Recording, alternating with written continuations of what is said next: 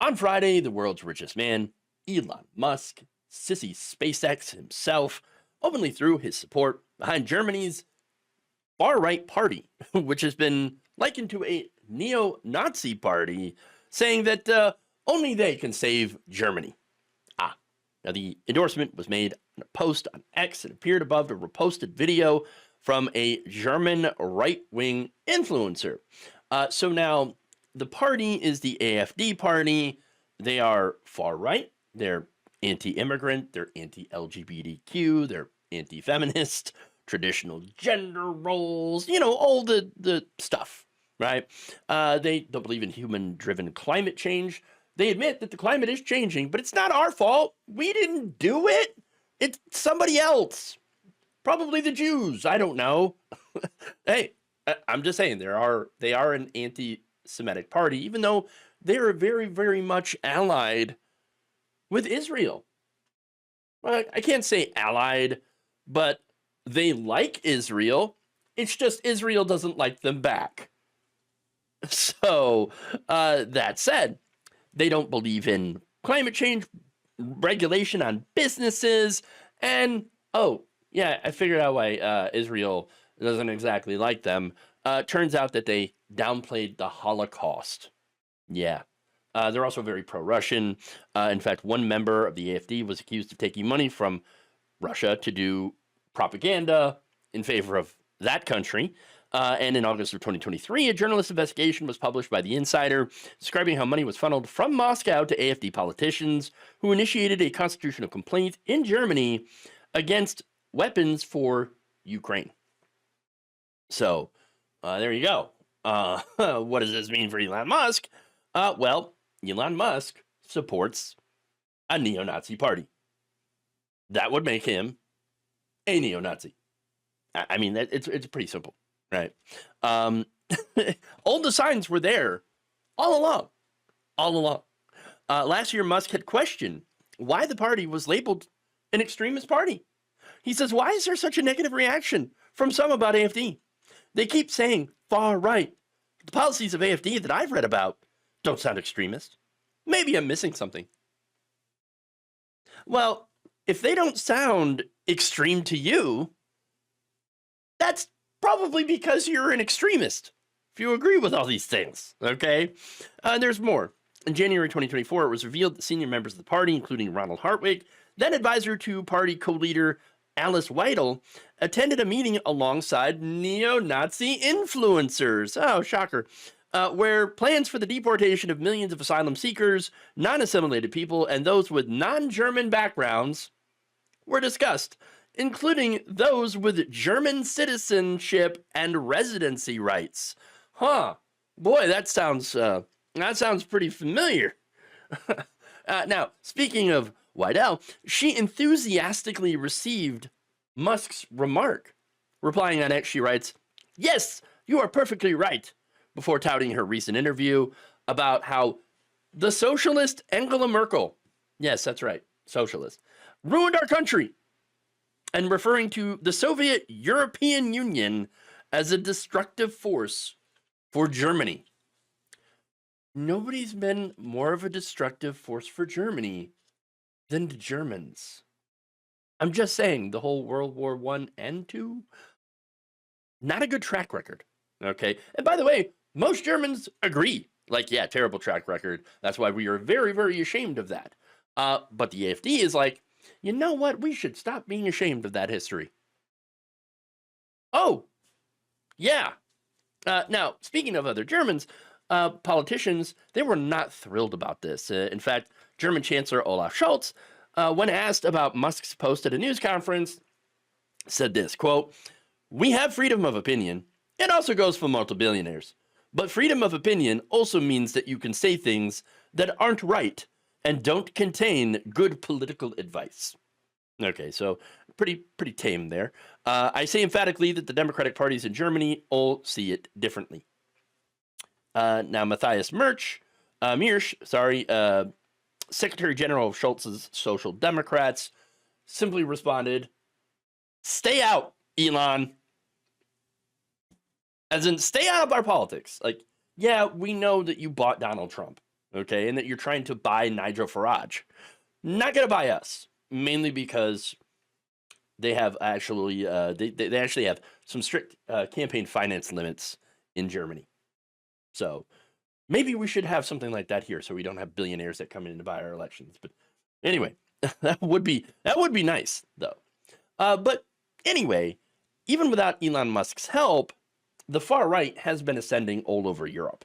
Okay, driven, I think, mainly from COVID inflation, and migration. All right. So now Germany is actually set to head to the polls on February 23rd, 2025, following the collapse of Scholz's center-left coalition. So you could end up in a situation where this AfD party gets some seats and can be kingmaker. So that's pretty disastrous, okay? That said, it would be hard for them to actually get a good enough role or a big enough role in the government to shape policy or to put up a chancellor, because no other German party would actually work with AfD, because you have to create coalitions in a parliamentary system. And so there's not a lot of fear that they will win enough seats to be able to form a government, because nobody will work with them. But there still is concern, right? That they could win enough seats to be important. Okay. And so, yeah. And why is that a concern? What leads to these right wing, massively right wing neo-Nazi adjacent parties? What leads to them actually being a political force? It's neoliberalism. When neoliberalism breaks down, as it has been, it often leads to fascism, where you have these so-called right-wing populist movements. I don't think right-wing and populism actually go together whatsoever, but that's what they're calling them, right-wing populist movements. And so that's what we're seeing. But what's funny is that, Angela Merkel, what a socialist, right? No, she's considered centrist from a center-right party in Europe. I know, in America, a center-right party would be to, the left of the Democrats in America, okay? Just to show you how far to the right American politics actually is. But look, she had passed deeply unpopular healthcare reforms, increasing the amount of money employers and employees had to contribute to their healthcare. So not very popular on some of those policies. Also didn't want to increase taxes on the wealthy, and had argued for a balanced budget approach in order to stimulate growth. Okay, she was often compared to Margaret Thatcher, even though, to be fair, she did try to take on profit-seeking speculators during the Euro crisis, and was generally not one of those my way or the highway kinds of politicians. And so, but yeah, I love this continued need by people on the right, let's be honest, people on the right-wingers, and radical centrists. I love how they call everything socialism that they don't like, and whenever their policies don't work out, okay, as advertised, they mess up, they blame the left. They blame the socialisms, okay? Absolutely hilarious, because, yeah, look, I'm on the left. I'm a leftist. I can tell you what, I don't see a government really, or, a lot of government policy that represents my interests at all. Okay. We have no institutional power pretty much anywhere. Okay. In the United States, especially, a little bit more in Europe, because there are center left parties, that, and things like universal healthcare in those countries, which is great. Labor power, worker co-ops, sign me up. Right? Those are great policies. We're not seeing those here in the United States. And to kind of circle back around, it's because of people like Elon Musk, who buy the system, and the fact that our system is for sale in the first place for any billionaire who coughs up enough money. Okay, so that's one of the problems, right? Now, getting back to this issue with Elon Musk, right? Neo-Nazis People can't define socialists for one, right? Can't do it. Can't do it. It's like when they try to define woke. When you ask somebody who's using that as pejorative, what's woke? What's woke? They don't know. They have no answer for it. And now it's the same as socialism, right? Nobody can define it really, unless you're on the left. Which, by the way, it's a system, an economic system, not a governmental system, which you have the workers that control the means of production, i.e., worker-owned companies. Wow, scary.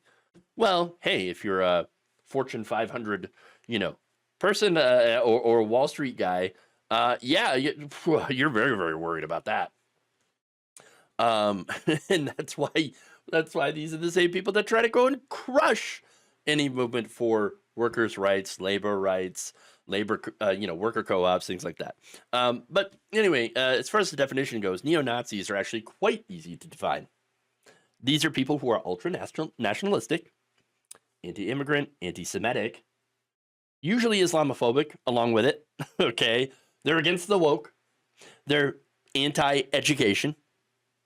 They're, in a lot of cases, to go along with the anti-Semitism, are people who deny the Holocaust, all right? And of course, one of the big things is they're anti-leftist, anti-communist, and anti-liberal. So, yeah, that generally would be a neo-Nazi. Yeah, and among other things, right? So, yeah, at the end of the day, here is the richest man in the world using his power to try to create a right-wing dystopia. By, of course, purchasing social media companies like X, along with politicians like Donald Trump, successfully in order to push his right-wing radical views. And he has been, unfortunately, because of the corruption in our system, very successful. Thank you for watching. If you enjoyed this video, please like, share, subscribe, hit the bell icon in order to get notified whenever a new video is released. And if you want to support independent, progressive media through this difficult time where it seems like everybody is shutting down, you can become a member on our YouTube page, you can become a subscriber on Facebook, or you can go to my Patreon. It's patreon.com/Jeff Waldorf. Thank you.